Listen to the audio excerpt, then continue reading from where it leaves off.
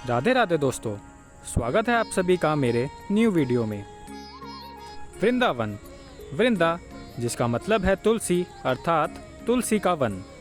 कहा जाता है कि श्री कृष्ण राधा रानी के साथ आज भी यहाँ के कण कण में विराजमान हैं और यहीं पे बसा है ठाकुर श्री बांके बिहारी जी का अद्भुत मंदिर, जिनकी एक झलक पाकर भक्त मंदमुख हो जाते हैं और जिनके अनगिनत चमत्कारों और लीलाओं की दुनिया दीवानी है। ऐसे हैं हमारे बिहारी जी, जिनकी कहानियां हम सुनाने लगें तो कभी ख़त्म ही ना हो।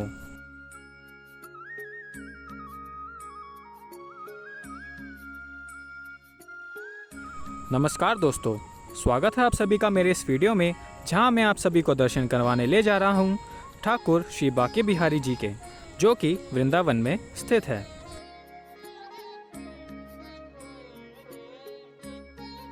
बांके बिहारी मंदिर वृंदावन की सबसे मुख्य मंदिर है।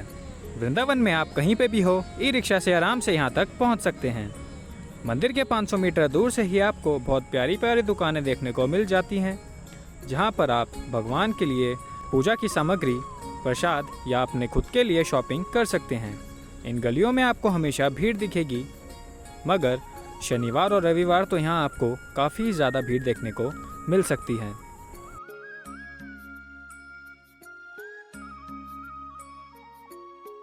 बांके बिहारी के मंदिर का निर्माण सन 1860 में स्वामी हरिदास जी ने करवाया था। मंदिर में भगवान की प्रतिमा खुद प्रकट हुई थी।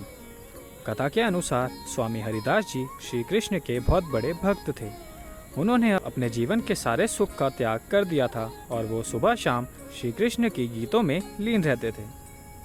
और जब वो गीतों में लीन रहते थे तब उन्हें कृष्ण और राधा रानी के दर्शन हुआ करते थे। एक दिन स्वामी के शिष्यों ने उनसे विनती की कि हमें भी भगवान के दर्शन करने हैं।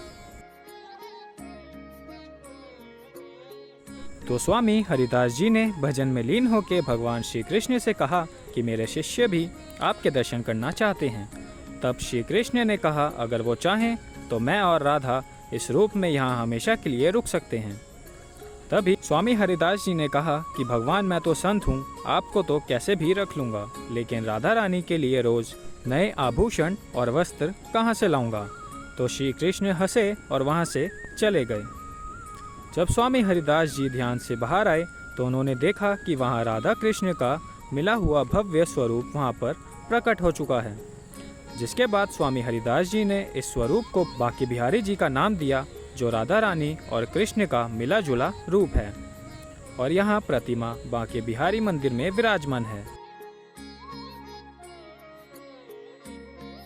ये 3 मंजिला मंदिर है और मंदिर में श्री कृष्ण जी की काले रंग की प्रतिमा, जिसमें श्री कृष्ण भगवान और माता राधा दोनों का समावेश है। इसलिए बोलते हैं कि यहाँ पर दर्शन करने से राधा कृष्ण दोनों के दर्शन हो जाते हैं।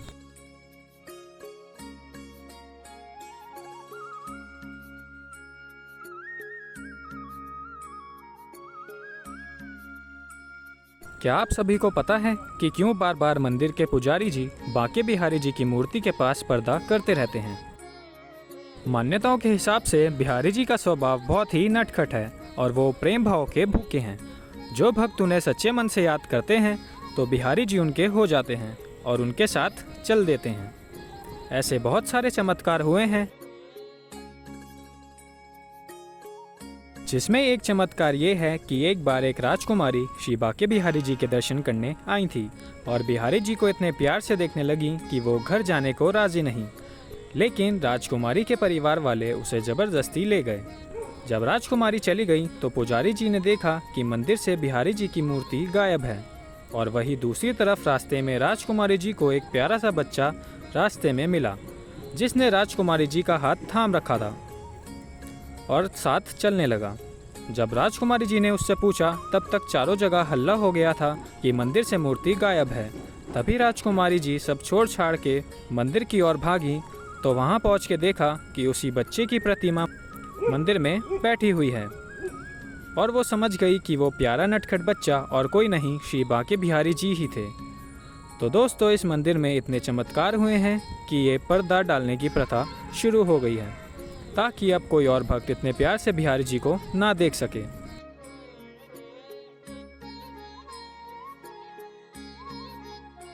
क्या आपको पता है कि बांके बिहारी मंदिर में घंटे नहीं बजाते हैं और बांके बिहारी जी की प्रतिमा में बांसुरी क्यों नहीं है?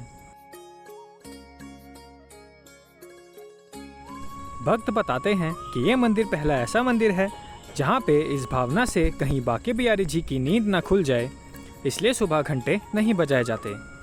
उन्हें हौले हौले दुलार से उठाया जाता है। इस तरह शाम की आरती के दौरान भी घंटे नहीं बजाए जाते ताकि उनकी शांति में भंग न पड़ जाए। एक कथा के अनुसार बांके बिहारी जी रात को गोपियों के साथ रासलीला करने निधिवन जाते हैं और भोर 4 बजे वापस लौट आते हैं। भक्त बताते हैं कि बहुत समय पहले ठाकुर जी का पंखा चलते चलते रुक गया। भक्त की आंख खुली तो ठाकुर जी गायब थे और फिर भोर 4 बजे वापस अपनी जगह पर आ गए। इसी मान्यता के अनुसार ठाकुर जी की आरती का समय देर से कर दिया गया ताकि ठाकुर जी अपनी नींद पूर्ण कर सकें। ठाकुर जी की प्रतिमा में ठाकुर जी के साथ उनकी बांसुरी नहीं है। इसके पीछे का कारण भी खुद स्वामी हरिदास जी ही हैं। स्वामी हरिदास जी बिहारी जी को अपने छोटे बालक की तरह मानते थे और सोचते थे कि अगर बिहारी जी दिन भर बांसुरी पकड़ेंगे तो थक जाएंगे, लेकिन वो सिर्फ शरद पूर्णिमा के दिन ही बांसुरी धारण करते हैं।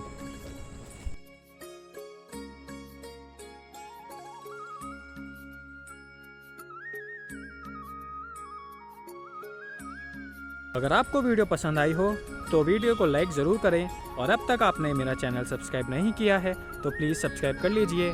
धन्यवाद।